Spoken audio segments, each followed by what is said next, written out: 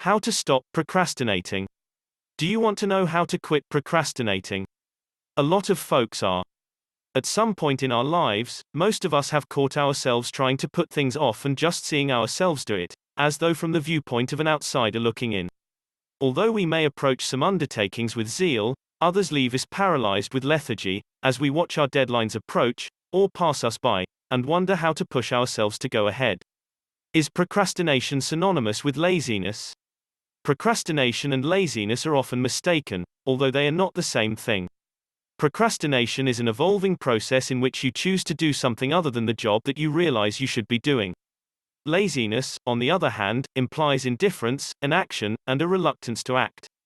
Procrastination typically entails putting off an unpleasant but presumably more essential job in favor of something more pleasurable or easy. However, giving in to this need may have severe repercussions.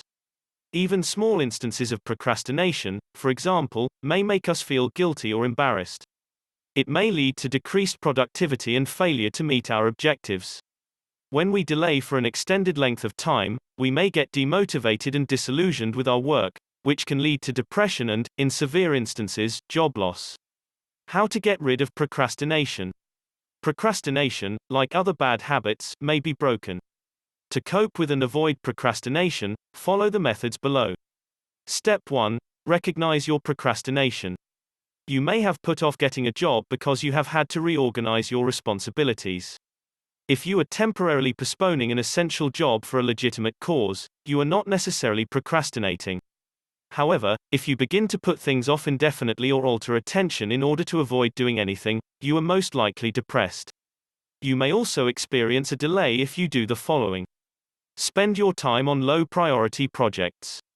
Ignore an item on your to-do list for an extended period of time, even if it is essential. Read emails many times without deciding what to do with them.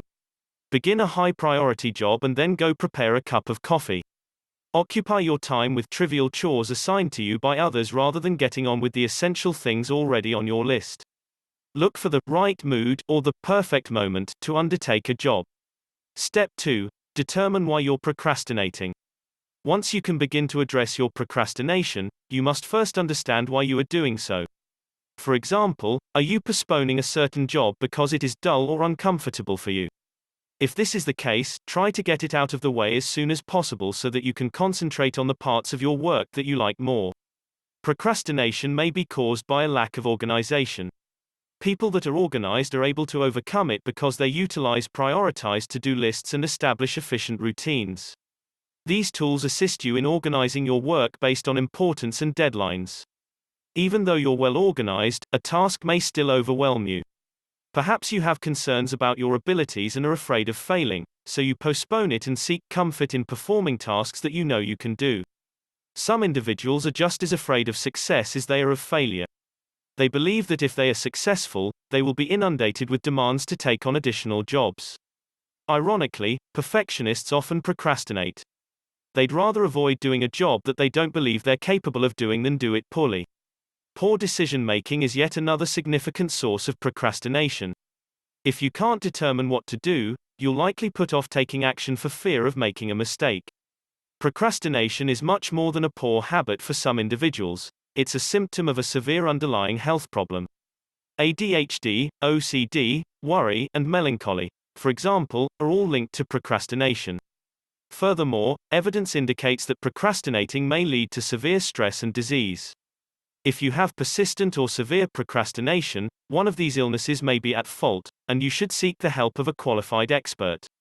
Step 3. Implement anti-procrastination techniques. Procrastination is a tendency, a deeply established behavioral tendency. This implies you won't be able to break it overnight. Habits only cease being habits when you stop doing them, so try as many of the methods listed below as you can to give yourself the greatest chance of success.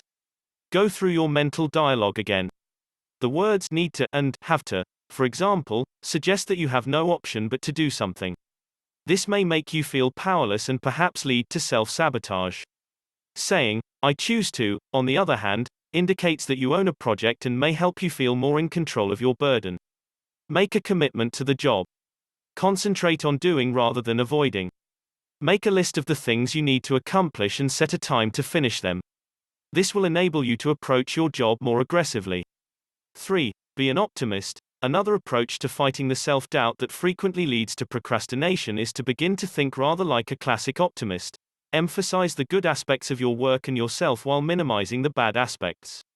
Examine why you may believe you can't accomplish this job and confront those beliefs by actively searching for reasons you can. Your skills, resources, and successes, similar projects you've properly completed in the past. Make a promise to yourself in exchange for a reward.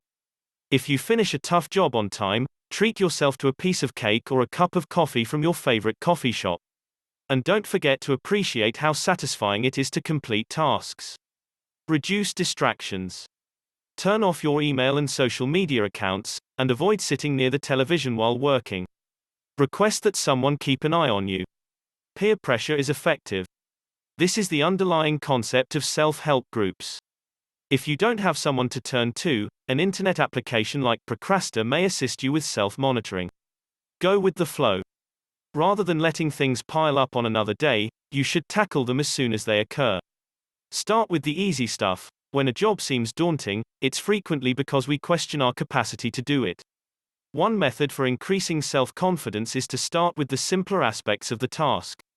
As you do the simpler chores, the project will seem less overwhelming, and you will be able to quit procrastinating more easily. Once you've finished the simple portions of the task, you'll be left with less total work to do, so the remainder of the job will seem smaller and easier to complete.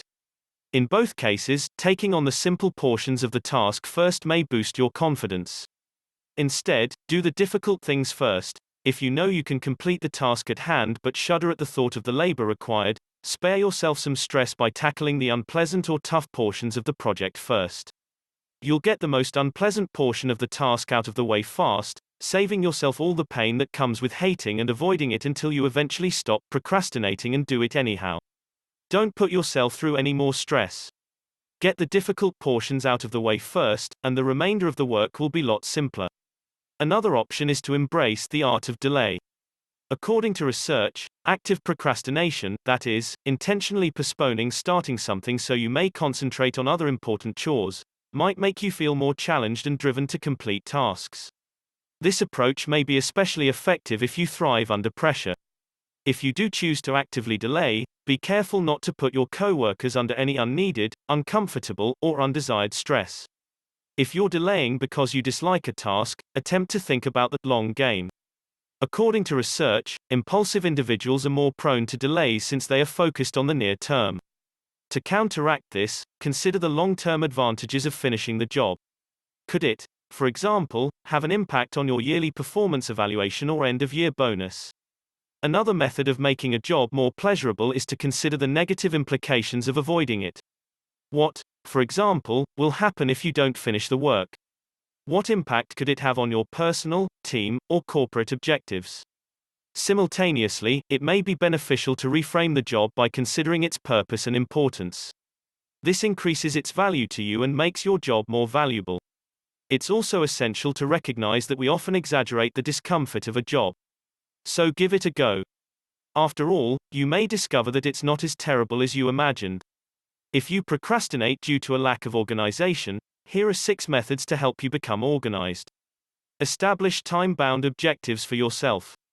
Setting precise deadlines for completing activities will keep you on track to meet your objectives and will leave you with little time for procrastinating.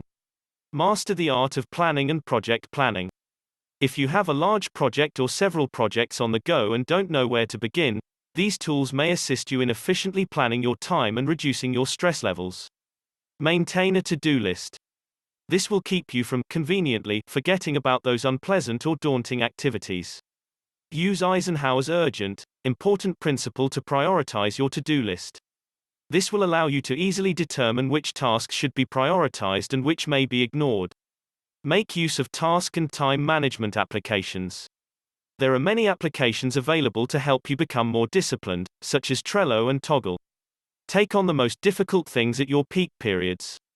Do you like to work in the morning or in the afternoon? Determine your most productive periods and do the things that you find most challenging at these times. If you're inclined to put off tasks because they're too big for you, consider breaking them down into more manageable pieces. Divide your undertakings into smaller jobs and concentrate on getting them started rather than completing them. Lastly, if you believe you are putting things off because you can't determine what action to take or you find it difficult to make choices, have a look at our selection of decision-making tools to assist you in developing your decision-making abilities. What are your most effective goal-setting techniques? Please share your thoughts in the comments section below. And if you want to learn about time management and even become a time management teacher, check out the Time Management A to Z Trademark Ultimate Productivity Skills course, which has a link in the comments area.